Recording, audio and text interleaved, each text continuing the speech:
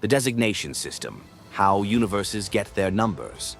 In Marvel, Earth 616 is the main universe. DC calls theirs Earth 0 or Prime Earth. But how do these numbers work?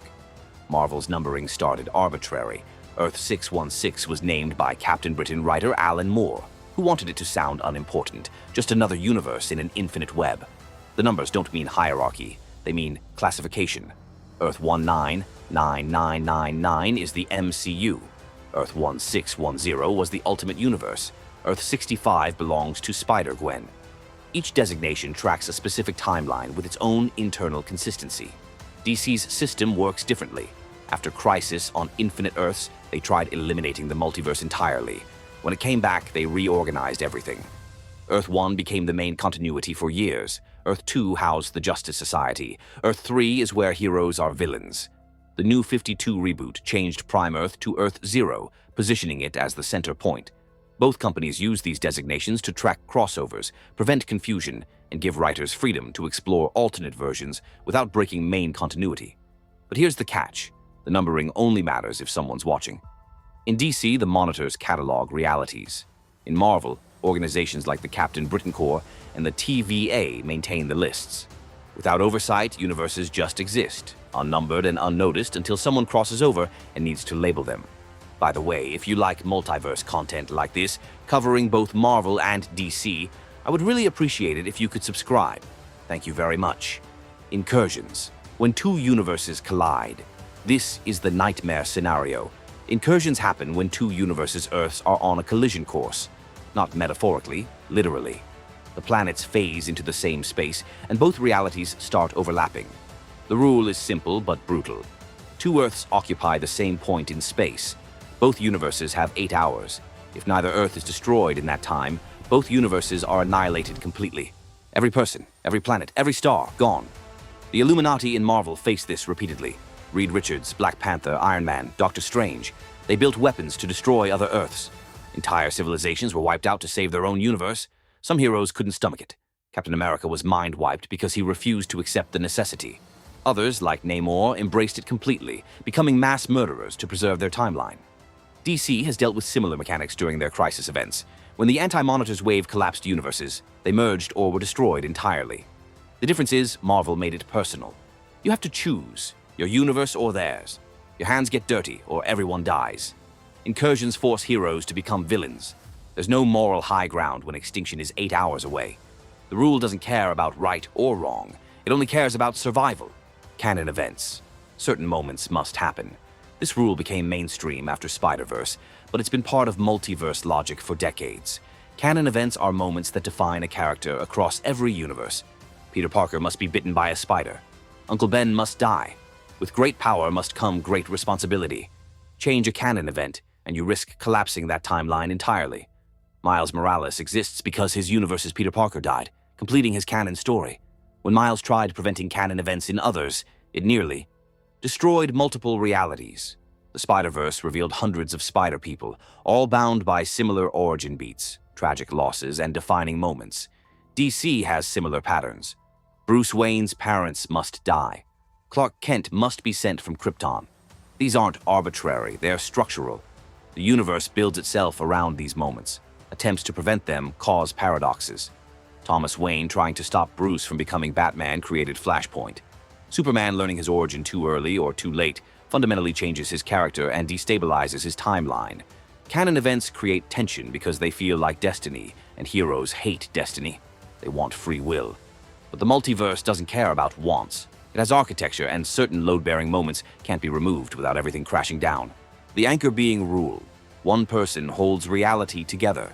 This is a Marvel-specific concept that shook the MCU. Every universe has an anchor being, someone whose existence is so fundamental that if they die, their entire timeline begins collapsing. In the main MCU timeline, that anchor was revealed to be Wolverine in some realities. When he died, Earth 10,005 started decaying. The TVA knew this. They watched timelines crumble when anchor beings were eliminated, which gave them leverage. Kill the anchor. Destroy the universe. This rule explains why certain characters seem unkillable across timelines. It's not plot armor, it's cosmic necessity. Their death triggers an incursion, a universal collapse, or a complete timeline erasure. DC doesn't have an explicit anchor being rule, but they have something similar. In some continuities, Superman's existence stabilizes reality. The presence of a Kryptonian on Earth creates a gravitational pull that attracts other heroes and villains, forming the universe's narrative structure. Without Superman, some DC timelines just don't form properly. The danger of anchor beings is that they're targets. If someone wants to destroy a universe efficiently, they don't need Infinity Stones or reality bombs. They just need to identify and eliminate the anchor. One death cascades into universal extinction. The Speed Force connects every DC timeline. Speedsters in DC don't just run fast, they run through reality itself. The Speed Force exists outside normal space-time, which means every speedster across every universe taps into the same energy source. This creates a network. Barry Allen on Earth 0 can potentially sense Wally West on Earth 23, or Jay Garrick on Earth 2. They're all drawing from the same well. This connection has saved the multiverse multiple times. During Crisis on Infinite Earths, Barry Allen ran faster than ever, entering the Speed Force permanently and becoming the lightning bolt that created him in the first place, a closed time loop that stabilized reality. Wally West used the Speed Force to remember the multiverse when everyone else forgot it existed post-Flashpoint. The Speed Force is also dangerous. Mess with it wrong, and you shatter timelines. Barry's Flashpoint proved that. One trip back to save his mother fractured reality so badly that the entire DC multiverse rebooted. Speedsters can outrun death, break time, and cross dimensional barriers. But they can also accidentally erase histories, collapse timelines, or create paradoxes that unravel existence. Marvel doesn't have an equivalent. Their speedsters are fast, but they don't have a metaphysical dimension connecting them all. DC's Speed Force is both their greatest tool and their biggest vulnerability, a cosmic highway that anyone fast enough can access, including threats that shouldn't exist. Absolute points. Unchangeable moments in Marvel. Absolute points are the immovable pillars of a timeline. They're events so significant that removing them collapses the entire universe.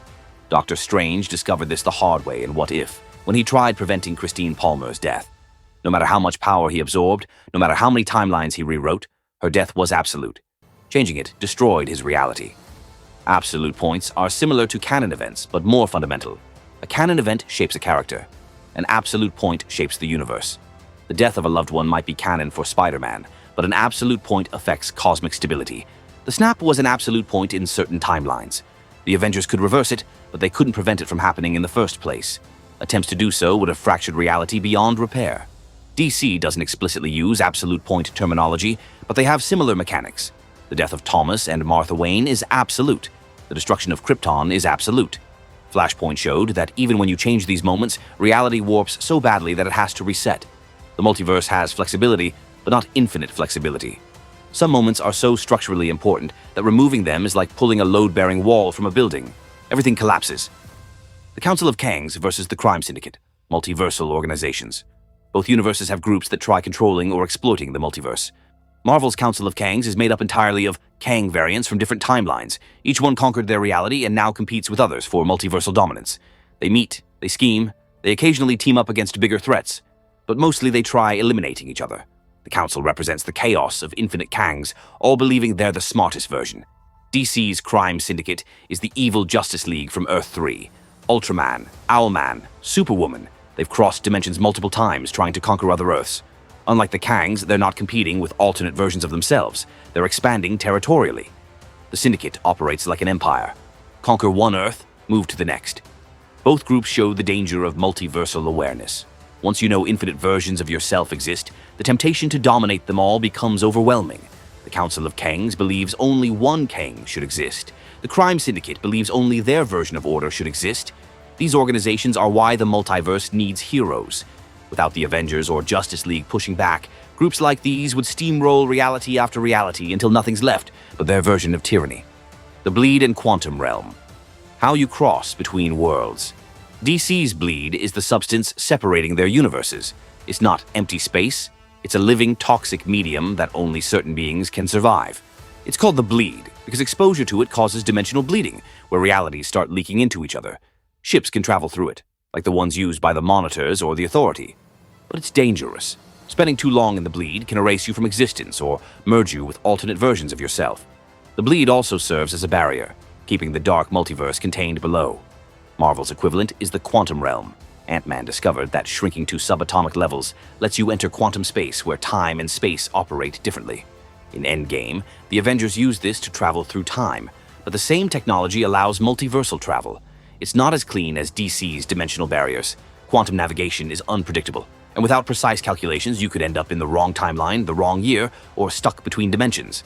Both systems show that the space between universes isn't empty.